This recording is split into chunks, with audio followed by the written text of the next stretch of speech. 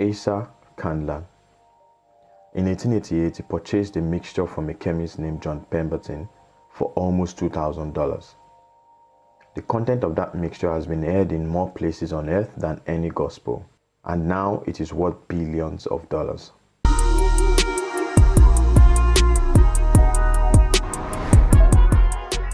Yes, it's your boy Coded99 again, and welcome back to my channel. So some of you complained to me previously that you were not getting notifications whenever I upload, and I think that's because you did not click on the bell icon beside the subscribe button. So please do make sure you do that right now so you do not miss any of my future uploads. So today we're having another book review, and the title of this book is Ideas Rule the World by Sam Adeyemi. I also have some books that I'm considering reviewing, but I'd like you guys to vote on which one you would like to see me review. I'll be sharing the list with you at the end of this book review. Books like this usually address an issue, and the issue this particular book is addressing is the brainchild. At least that is what Sam Adeyemi likened our ideas to. Just like Coca-Cola is Asa Candler's brainchild, the light bulb is Thomas Edison's brainchild, reusable rockets for Elon Musk, Sam Adeyemi pointed out that every human has their own brainchild, and it is our responsibility to sow and nurture it. And this is not saying that everyone should have a groundbreaking idea that is mind-blowing. Anyways, you'll get the whole point soon. As usual, I'll be sharing my thoughts and lessons that I learned from this book. I actually learned a lot from this book, but I'll streamline them into 3 lessons. But before you skip this video thinking you already know what I want to say, I would say take a chill pill, relax, and let yourself be reminded of something you may already know. I think everyone needs a good reminder sometimes, so why not give it a shot? I think this is timely because it is already post-COVID season in some places, and it has become clearer to most people that one stream of income is not reliable because anything can happen at any time. And that's why it's important to channel your energy on things that brings you fulfillment and also makes you money. Back to the lessons that I learned from this book. Firstly, I got more insights about what ideas are. The second thing was how to generate ideas. And the third one was how to turn your ideas into reality.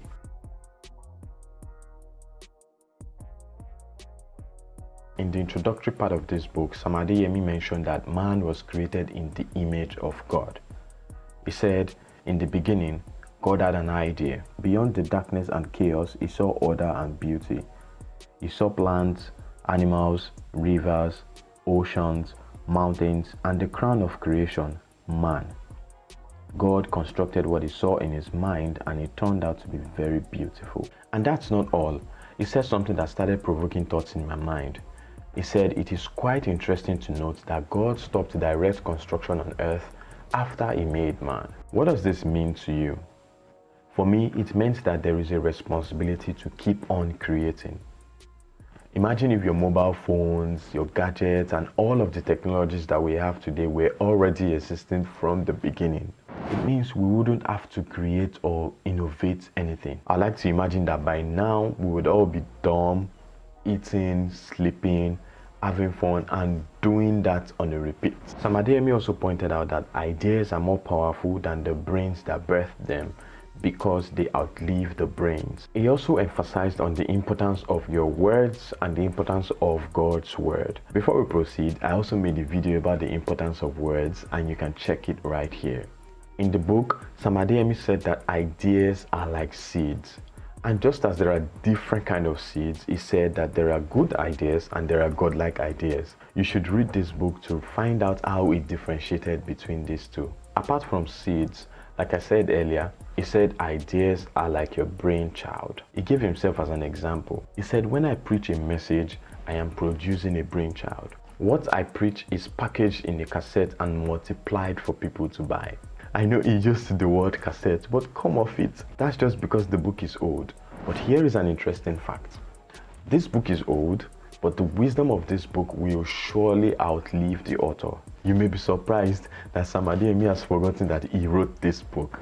Back to my point, your ideas are peculiar to you. My question to you is, what is that thing that you feel you are really good at, or that idea that you would really like to explore? And this leads me to my next lesson. Finding your brainchild, or how to generate your brainchild or your ideas. It covered the topic of delaying in the sense that some of us already have an idea or ideas that we would like to explore, but we're waiting for the perfect time and perfect opportunity to start. My take on that is that there is no perfect opportunity or perfect time to start, and you know it. You know it, so stop giving yourself that excuse. Sam Adeyemi gave a story in the book, but I'll use myself as an example for now. When I was about to start YouTube, I was doing my research and I came across YouTubers who offered good advices. And one common advice that they gave was that you should start before you are ready, which I did.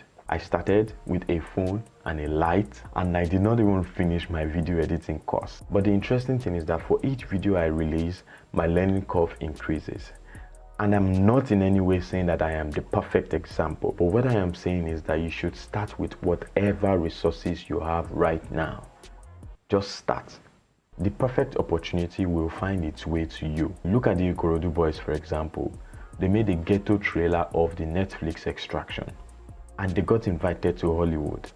This is an opportunity they may not have gotten if they were waiting for the right gears to use. You feel me? Sam Adeyemi made a good point by saying, make up your mind. Get dissatisfied with where you are now. Another good point that I think he covered in this book is the God factor.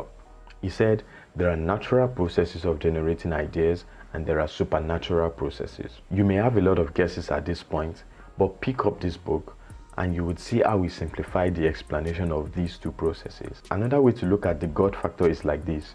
I learned this from TD Jakes. He said we're asking God for a chair, but God has given us forests full of trees. And all we need to do is to get creative with the trees. There's something I appreciate about this book. It had biblical references, and this changed the scope of the book from just being a motivational book to a book full of spiritual truths as well. I can summarize the lessons that I learned from the God factor explanation in two ways.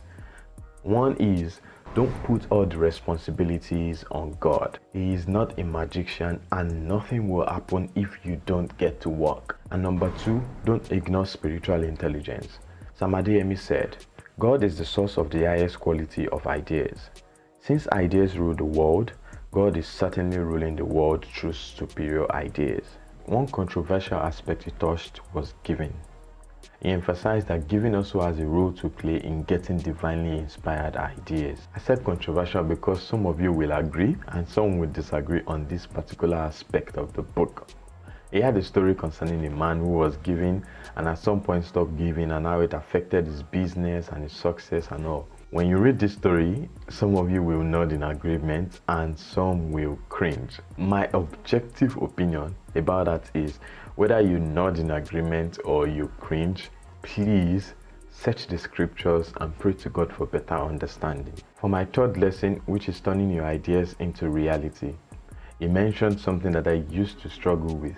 He said, it is not every soil that is okay for every seed. So it is good for you to focus on your area of specialization. At some point in my life, I struggled with the multiple things that I could do. But I knew that some of them were prominent and some I saw myself doing on a long term. So I had to drop others. And that paid off. Two encouraging excerpts in this book that I would like to share with you are, I want you to understand that your gift is not inferior to that of anybody else. You will only shine in the area of your gifting. So whatever it is you find yourself doing, don't think you're not doing enough. Just keep giving it your best. And remember, you're not in any competition with anyone but yourself. To wrap up the book, the author provided some practical steps that you could take to bring your ideas into reality. There was this final analogy about bread and consistency and persistency. You may be wondering what bread has to do with persistency and consistency. Come closer. I am not telling you.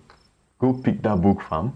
The author gave some encouraging final words to the reader for them to know that they will fail and they will be rejected severally. And that's okay. You should expect these things and not give up because of the stumbling blocks. It is not over until it is over. So keep moving. It's time to rate the book. I'll start with the strength and the weakness. I think the strength is that the book is straight to the point, and the weakness on the other hand, I was expecting more practical explanations and more self-examples of the author's failure. so that the reader could learn from. But these are just my expectations. My personal rating for this book is 4.9.